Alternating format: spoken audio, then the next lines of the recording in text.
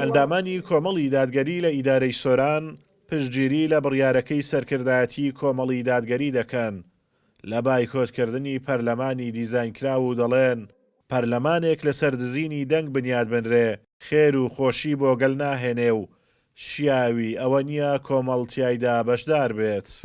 بڕیارێکی زۆر حەچیمانەیاندا بەڕاستی چکە حکوومەتێک دوو حزبی دەسەڵاتدار ساڵانێکە ئەو هەموو گزیکاری و ئەو هەموو ساختەکاری کایکەن لە ئینتیخاباتە بە دەنگێکی دزی ئەچن لە پەرلەمانە بڕیارن و لایەنەکانی تر پاشگوێ خەن و لە ئینتیخاباتە هیچ حسابیان بۆ ناکەن بەڕاستی دەستخۆشیان لێکم هیوادارم لەسەر ئەو بڕیاریان بەردەوام بن.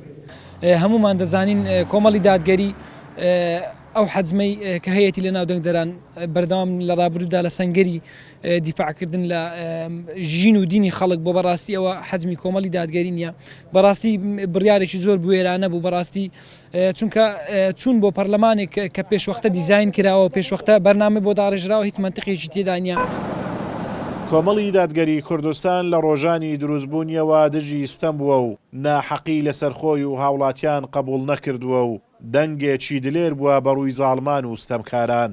هەر ئەمەش وای کردوانە حەزانی بەردەوام بۆی لە کەمین بن دزینی موچە و داهات و قوتی خەڵک دەسەڵاتدارانی تێر نەکرد. ئەمجارە دەستیان بۆ دزینی دەنگەکانی کۆمەڵیش برد کە ئەمەش سەرنجامێکی باش نابێت بۆ دەسەڵاتداران. بێگومان هەڵوێستی کۆمەڵی دادگەریان لە بایکۆتکردنی پەرلەمان باشترین هەڵوێستێک و جوانترین هەڵوێستێکە کە جێگای تەقدیرە جێگای ئەوەی کە لایەنەکانی دیکەش چاوی لێ بکەن نەکار ئەوەی کە ینی وەکو دەویستێ بە شێوازی زیادیان لە سۆشیال میدیا یا لە ئیعلام یا لە باش شێوازێکی تر دەویستتر لەو هەڵوێستەکەم بکرێتەوە گوایە کورسەکان دابەش دەکرێت یا بەو شێوێ. بەڕاستی جەنابی مامۆستا عەلی باپیر کە بەشداری حکوومەت و کۆمەڵ وە کۆمەڵی دادگەری کە بەشداری حکوومەت و پەرلەمان ناکەن بڕیارێکی زۆر ڕاست و دروستیاندایە چونکە حیزبی دەسەڵات بە تایبەتی پارتی و یەکێتی کە دەستیان کردووە بە تەزویر بە هاوکاری دەوڵەتانی دراوسەی عێراق بەڕاستی ئەوە خیانەتێکی گەورەیە لە خاک و لە میلەت بەڕاستی بێویژدانێکی زۆر گەورەیە. دیزاینکردنی پەرلەمانی کوردستان لەلایەن دەستڕۆیشتوانی دەسەڵات کوردستان بەرەو تونێلێکی تاریک دەبات و کۆی سیستەمی بەناو دێموکراسیدا تاشراویان دەخاتە ژێر پرسیارەوە.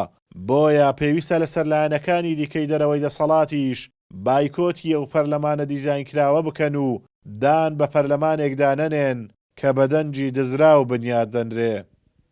ئازاد ومەراوی کەناڵی ئاسمانی پەیام سۆران.